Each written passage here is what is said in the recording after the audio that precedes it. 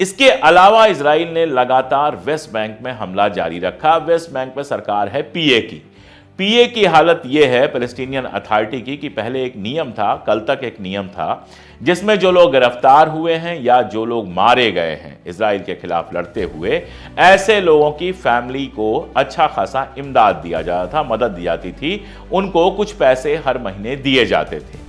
अब इजराइल और अमेरिका लगातार पीछे पड़े हुए थे कि इसको बंद किया जाए। उनके सामने झुकते हुए अब्बास ने इस पैसे को बंद कर दिया है, यानी कि वहां के जो शहीद होते थे या फिर जो जेलों में भर दिए जाते थे, ऐसे लोगों के घरों को अब अलग से कोई पैसा नहीं मिलेगा। अब सवाल पैसे का नहीं है, सवाल सम्मान का है।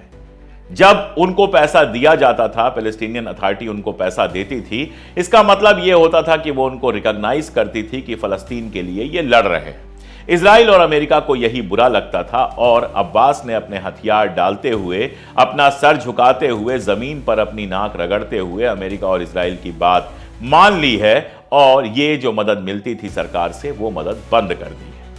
ऐसा शासन है वेस्ट बैंक में जो इजराइल और अमेरिका के सामने झुकने को हमेशा तैयार होता है। और यही वजह है कि वेस्ट बैंक में लगातार इजराइल हमले कर रहा है, लोगों को मार रहा है, घर तोड़ रहा है, कहीं उसकी कोई कवरेज भी नहीं है और यह अपने आप में देखें तो सीज फायर की शर्तों का उल्लंघन है।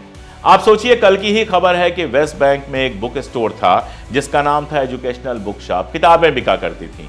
इजराइल की आर्मी ने उसके अंदर घुस के उसको भी तहस नहस कर दिया है। तो वेस्ट बैंक में, जेरूसलम में अपना अलग तमाशा चल रहा है जो अपने आप में सीज फायर का एक और उल्लंघन है।